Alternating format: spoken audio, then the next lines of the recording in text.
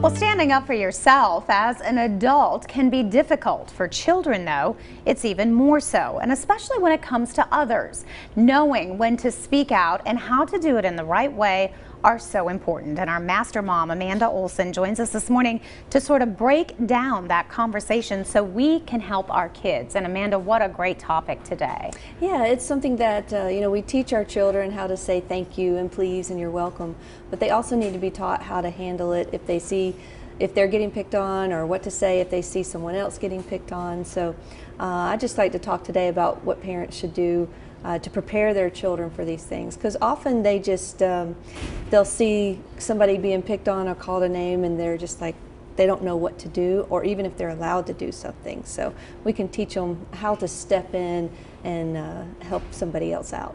Because even if their heart is saying you want to do the right thing, it can be really hard. It can be an intimidating situation, and you certainly don't want to make yourself the subject of that. So you're sort of weighing those options, and you say we can really have a good conversation with our kids at home to help them so they're prepared. Right. If they see somebody being called a name, or nothing too much, but maybe just being pushed around or something, they can say, and we give them direct things to say, that's not nice.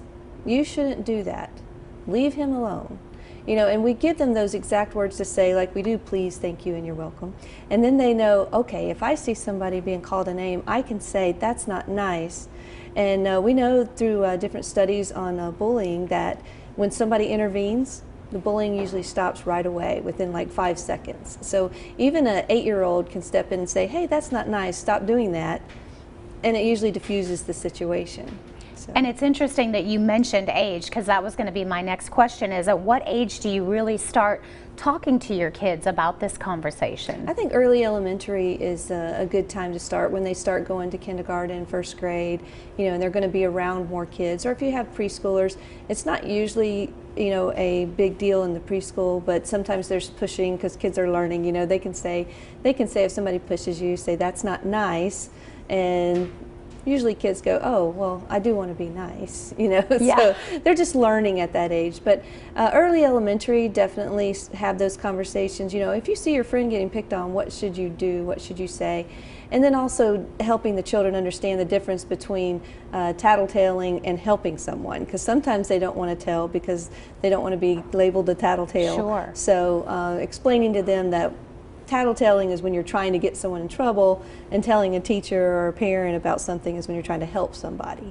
So helping them understand the difference. And it seems like if we can sort of tackle this issue at a younger age, you almost prevent that what could become bullying down the road if you kind of catch it early and maybe change that bullying type behavior. Yeah, and teaching the kids that that's not normal behavior, that's not nice behavior. You can stop it, you don't have to do it, and you can help somebody else out who, doesn't know what to do. So they can be a friend that way. And I like how you're instilling that language very early on, because you're almost making it, we don't even think twice when we say thank you and please, and it just becomes second nature. So it may be a little difficult for them the first couple times to say that, but it almost becomes second nature. Right, and they have permission to say it, and that's another thing, because kids are still learning, when am I allowed to stand up for myself, when am I allowed to stand up for others, because they're always used to following the rules and being told what to do. So if they see something that's wrong, they should be allowed to say, stop that, that's not nice, please quit doing that, you're hurting my feelings. Just some basic things that you can help kids, arm them with something to say when they see something that's not right.